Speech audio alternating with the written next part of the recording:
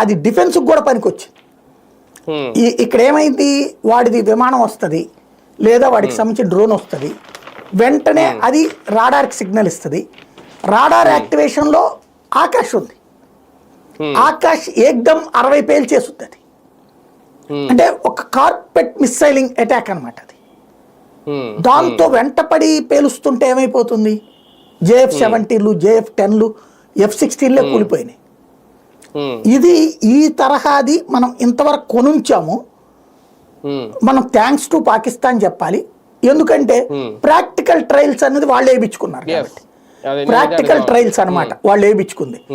వాళ్ళ దగ్గర ఉన్నటువంటిది మన మీద ప్రాక్టికల్స్ వేశారు, కానీ వాళ్ళ విఫలమని మనం వాళ్ళకి సర్టిఫికెట్ ఇచ్చాం. మనం కొడితే వాళ్ళకి పేలింది కాబట్టి మనది ఒరిజినల్ అని వాళ్ళు సర్టిఫికెట్ ఇచ్చినట్టు అనమాట. అది అంటే ఒక రకంగా ఇందులో ఈ D4 గురించి మాట్లాడుతున్నారు ఎక్కువ. ఈ భారత్ ఎలక్ట్రానిక్స్ లిమిటెడ్ తయారు చేసిన అందులో చాలా ఇవన్నీ ఉన్నాయి, అంటే డ్రోన్ డిటెక్షన్ డిస్ట్రాయిట్మెంట్ అనేది. ఇందులో లేజర్లు రాడార్లు అంటే ఒక ఆప్టికల్ వ్యవస్థతో కూడిన తయారు చేశారంట కదా సార్ ఆ D4. దీనివల్ల సైనికులకు కూడా అంటే పూర్తిగా టెక్నాలజీని వాడి చేసిన యుద్ధం అనాలి దీన్ని, ఆపరేషన్. మన భారత్ ఫస్ట్ టైం మనం ఒక తప్పు చేస్తున్నాం దేశభక్తి ఉద్దేశంతో, లేదా మన ప్రాంతాలకు సంబంధించినటువంటి మన మెటీరియల్ గురించి మనం ఎక్కువ